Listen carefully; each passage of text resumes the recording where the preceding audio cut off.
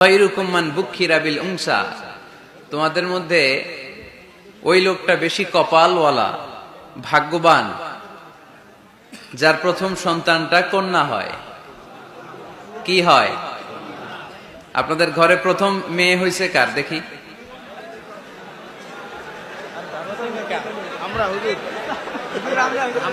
ঠিক আছে, মাশাআল্লাহ। হাত নামান, হাত নামান। ছোট বাচ্চারাও তুলছে হাত। ওরা ভাবছে অন্যরাও তুলছে, আমরাও তুলি।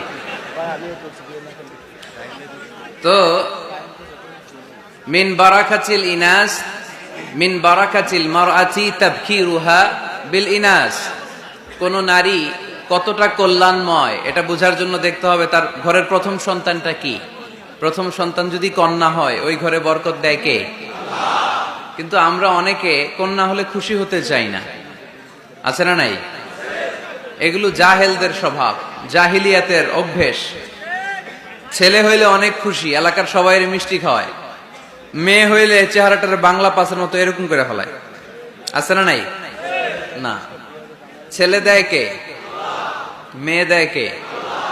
আবার ছেলে মেয়ে দুইটাই দেয় কে? আবার অনেককে ছেলেও দেয় না, মেয়েও দেয় না, তিনি কে? এজন্য ছেলে মেয়ে এটা আল্লাহর দান। যাদের সন্তান হয় না তারা জানে এটা কত কষ্ট। অনেকে আমাকে পার্সোনালি বলে, দোয়া চাই হুজুর, 15 বছর বিয়ে করেছি, সন্তান হয় না, দোয়া করবেন। দোয়া করি এদের জন্য। এদের অন্তরে অনেক জ্বালা। একটা মেয়ের জীবনে সবচেয়ে বড় পাওয়া, সে মা ডাক শুনবে। মা হওয়ার তার বড় শখ।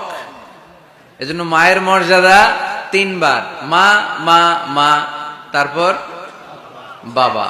মান আহাক্কু বিহুসনি সাহাবাতি ইয়া রাসূলুল্লাহ, হে আল্লাহর রাসূল, সবচেয়ে ভালো আচরণ কার সাথে করব? তোমার মায়ের সাথে। তারপর মায়ের সাথে, তারপর বাবার সাথে। তার মানে ইসলাম মাকে দিয়েছে গোল্ড মেডেল।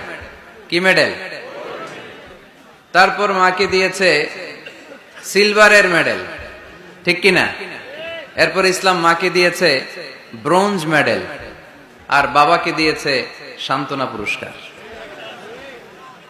3 বার যদি মা হয়, মানে মা মা মা, তারপরে বাবা, তাহলে ইসলাম মাকে কি মেডেল দিল?